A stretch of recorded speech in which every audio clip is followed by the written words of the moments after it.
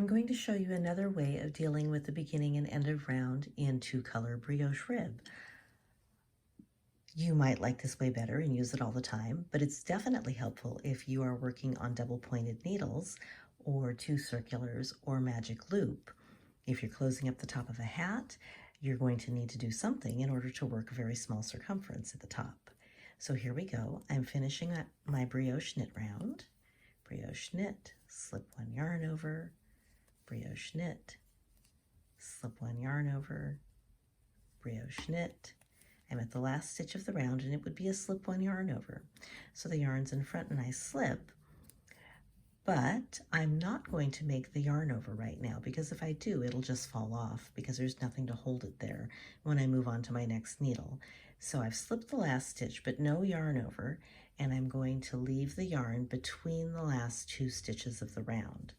My next yarn is sitting here waiting for me. I'm going to unwrap them from each other in the front where I left it before. And it is time for a brioche purl round. So let me get my yarn ready. And I'm going to start with my yarn in front of my needle and slip one yarn over, brioche purl.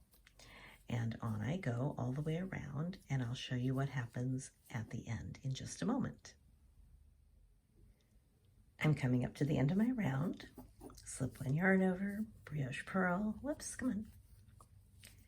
Slip one yarn over, brioche purl, slip one yarn over, brioche purl, need a little more yarn, slip one yarn over, and I'm at the last stitch. I can't brioche purl because it's missing its yarn over. Well, it's right here. If I just take the yarn, that should have been the yarn over, and hold it over the needle, there is my yarn over, and now I can brioche purl. And that's the end of the round. I drop my old yarn in front, and because I've thrown this yarn to the back, it is in the right position for the very next stitch, which is the beginning of the brioche knit round, and I'm going to start the round with brioche knit.